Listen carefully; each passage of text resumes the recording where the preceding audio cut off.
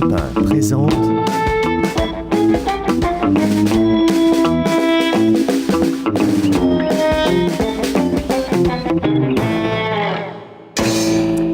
Émile Josselin est l'invité de Petit Stream Entre Amis. Il est le responsable de la cybercampagne de Martine Aubry, premier secrétaire du PS et candidate aux primaires socialistes depuis hier.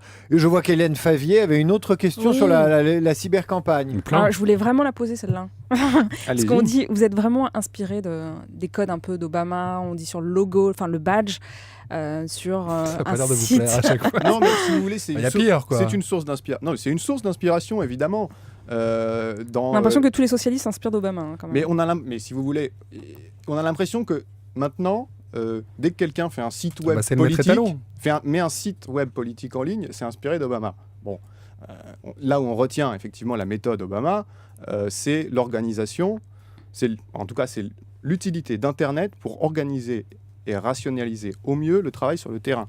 Non, mais par exemple, l'idée du badge, c'est pas très dans la culture française. Enfin, c'est quand même quelque chose que vous avez importé, quoi. La SFIO avait un badge, voilà, vous allez nous dire. J'ai eu l'occasion de le dire. La SFIO avait un badge, voilà.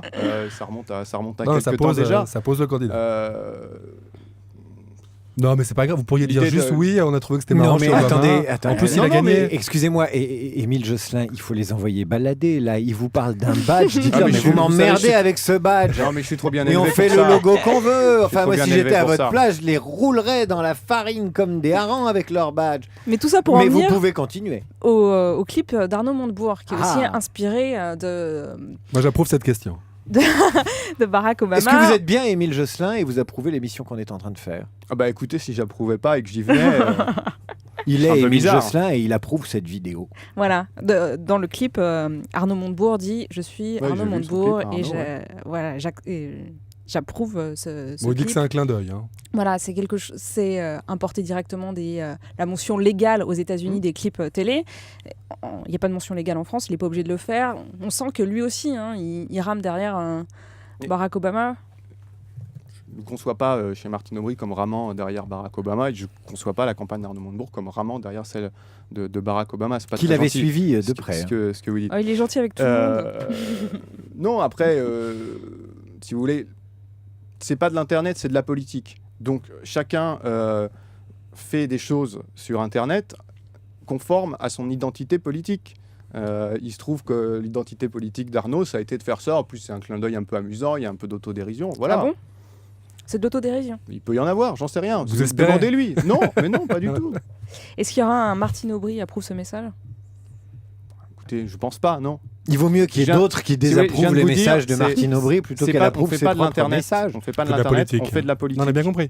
Et après, on peut dire que tout est politique. Chacun a son identité politique et chacun a une stratégie web qui incarne un peu son identité politique. Mais comment elle va être innovante alors dans ces clips vidéo ? Il y a quand même des codes sur Internet. C'est-à-dire que si on débarque en télé en se mettant le dos à la caméra, c'est de la politique, mais ça reste de la télé. Vous voyez, simplement, il y a un certain nombre de codes et d'us et coutumes qui font qu'on commente à travers ces codes-là. Ça, c'est pas totalement illégitime. Non, mais bien sûr. Et ça reste aussi de l'Internet. Voilà, il y a le média fait que les discussions, les façons de faire, les façons d'appréhender les choses, de parodier les choses...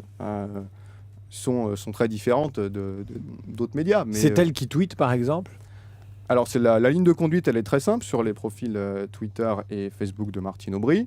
C'est les tweets qui viennent de Martine Aubry sont signés MA, et les posts Facebook sont signés MA, et les autres sont de son équipe de campagne. C'est expliqué sur Il faut dire MA ou pas ? C'est une question qu'on se pose. C'est MA sur les posts et les tweets. Après, sur le badge, vous avez Madalton et présidente. Et donc, il y a un jeu bien de sûr, mots. ma présidente. Dis donc, entre les pins et les mâts et les prononciations, ça vole haut ce soir, franchement. J'ai compris un truc. Les garnements.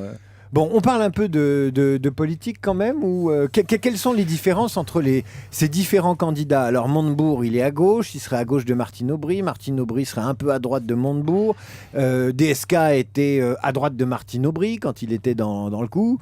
Et voilà, c'est comme ça que ça se passe. Valls, il est où ?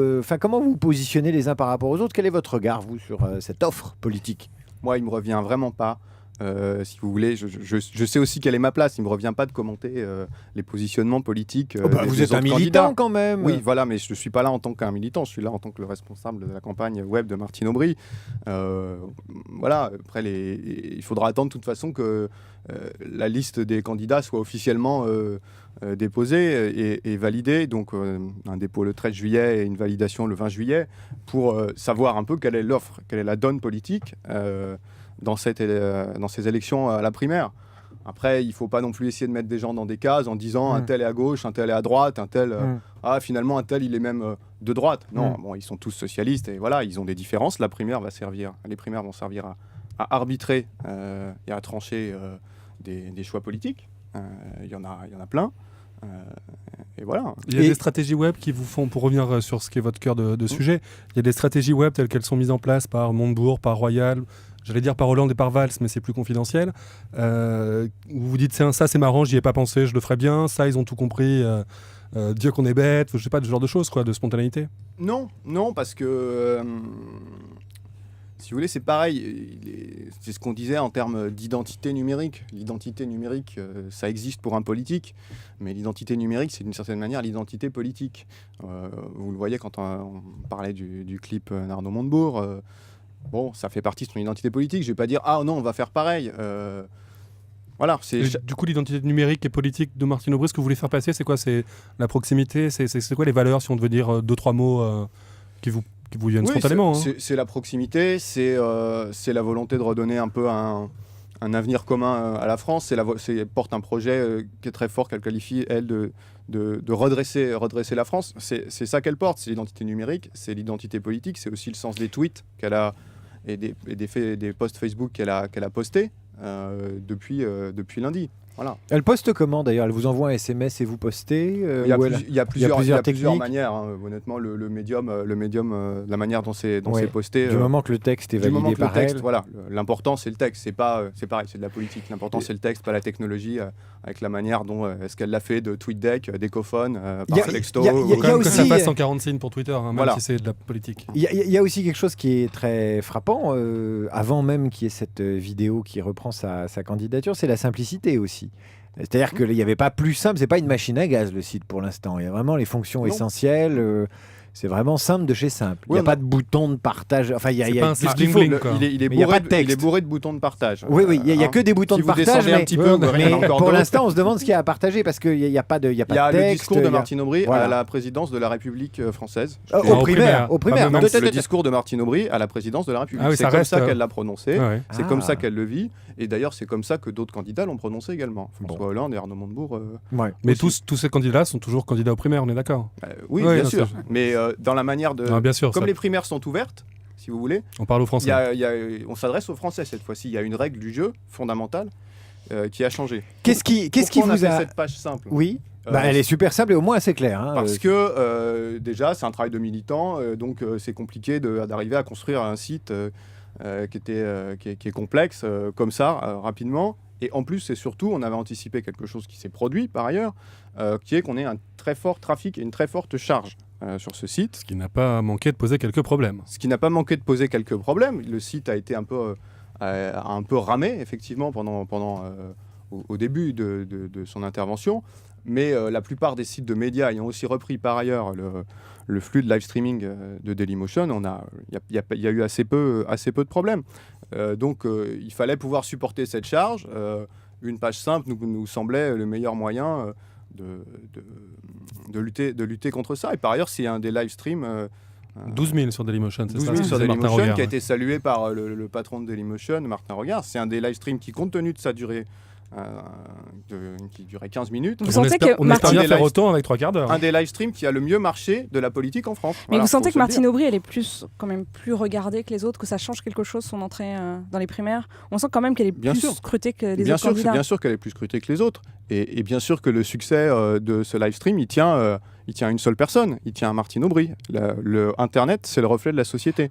C'est-à-dire qu'il y avait de l'attente en France, et il y avait de l'attente donc sur Internet autour du discours de Martine Aubry. Pour revenir à son programme, il y avait toute une partie qui était qui était avant sa déclaration de candidature à la primaire, qui était sur le numérique, auquel je crois que vous avez participé un peu. Oui, je suis intervenu avec Christian Paul sur ce sujet-là.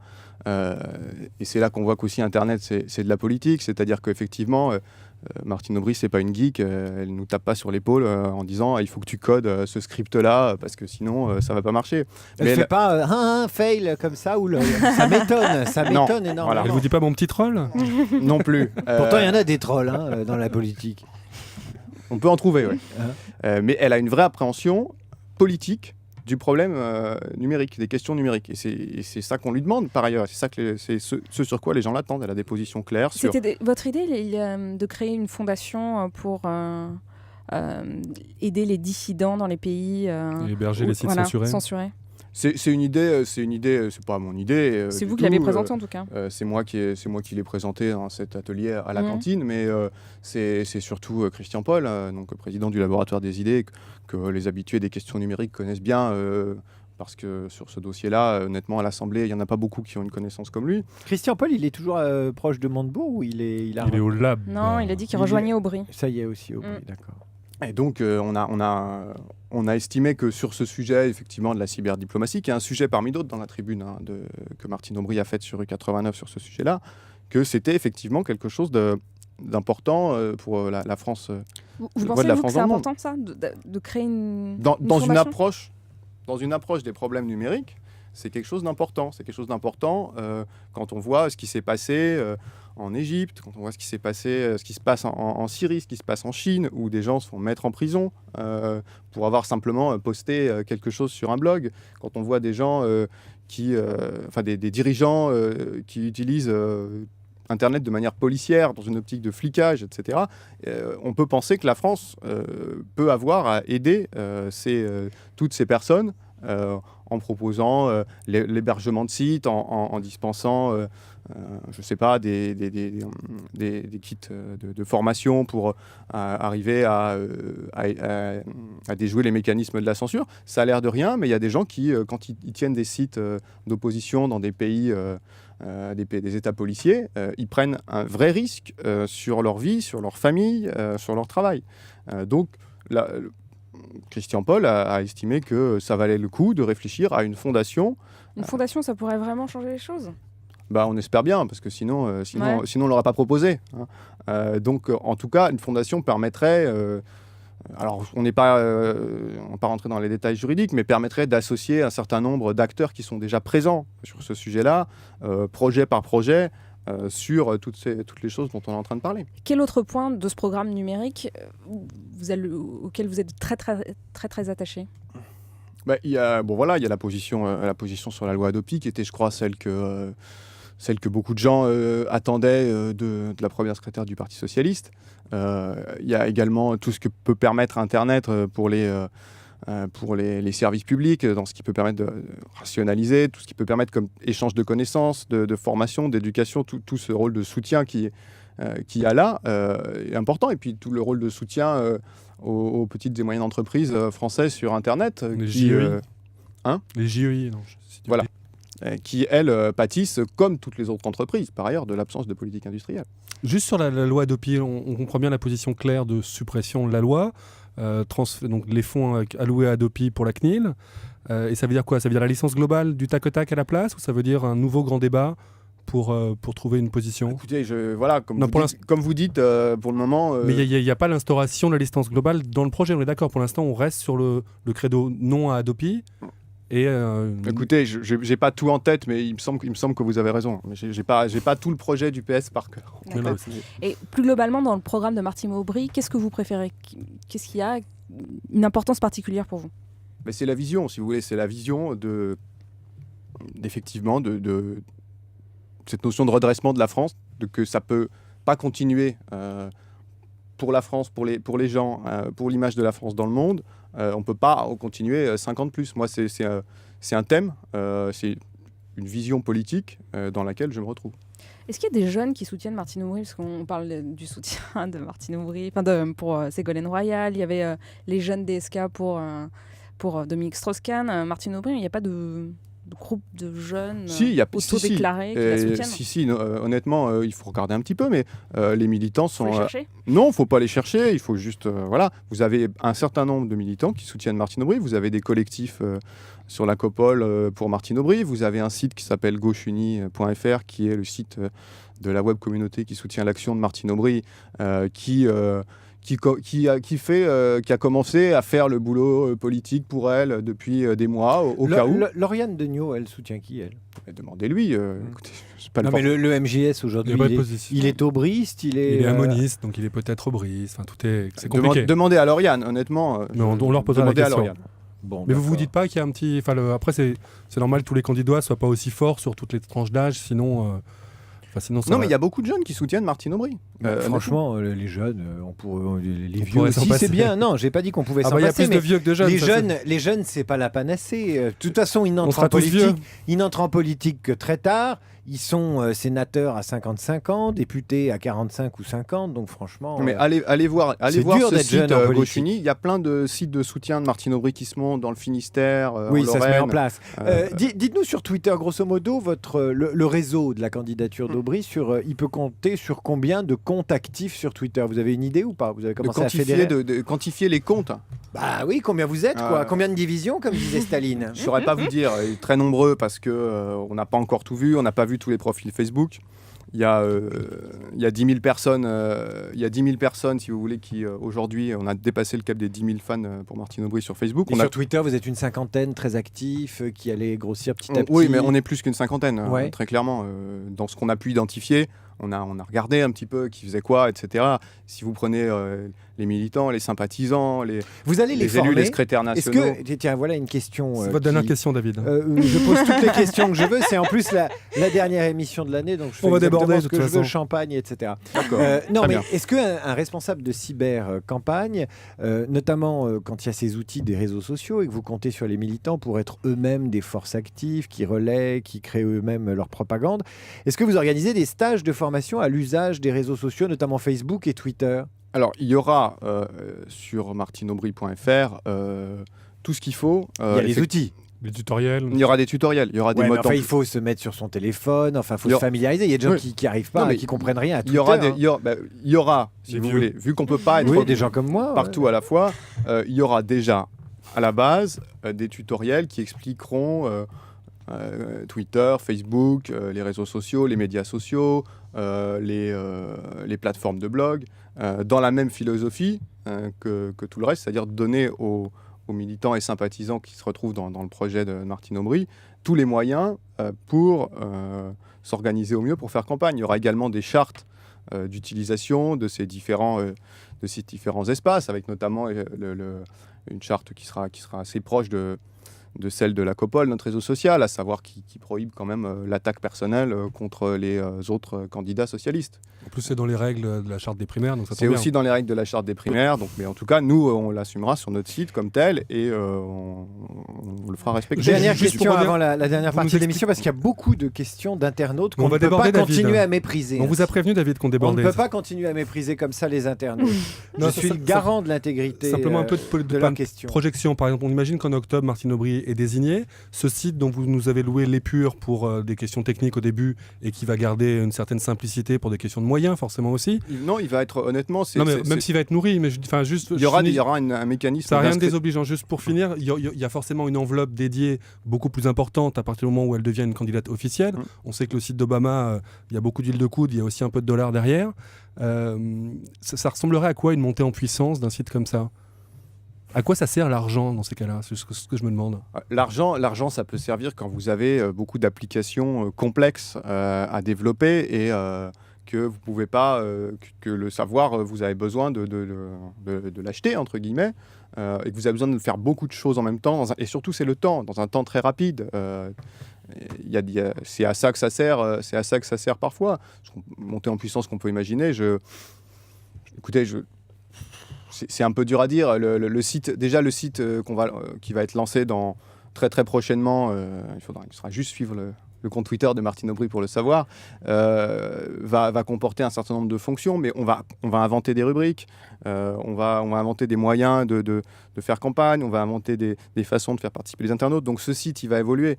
Si vous imaginez comment... en tout cas, si vous savez avec certitude comment vous allez travailler sur Internet dans 6 mois, c'est que... Non, mais c'est pour ça que je me dis que vous savez mieux avez rien que nous. compris. Non. Donc je me suis dit, on va apprendre quelque chose. Je travaille sur Internet de manière très très différente maintenant par rapport à la manière dont on travaillait, dont je travaillais en fin 2009 quand je suis rentré au Parti Socialiste. Donc ça va évoluer, on ne peut pas savoir comment, parce que c'est aussi les gens qui vont nous dire quels usages leur plaît, quels usages leur plaît pas, quelle rubrique pourrait les intéresser. Donc les gens vont nous aider, les militants et les sympathisants qui se retrouvent dans le projet de Martine Aubry ont un rôle absolument central et on ne peut pas se passer d'eux dans la construction et l'animation éditoriale de ce site. Bien. Nous allons passer aux questions des internautes qui piaffent.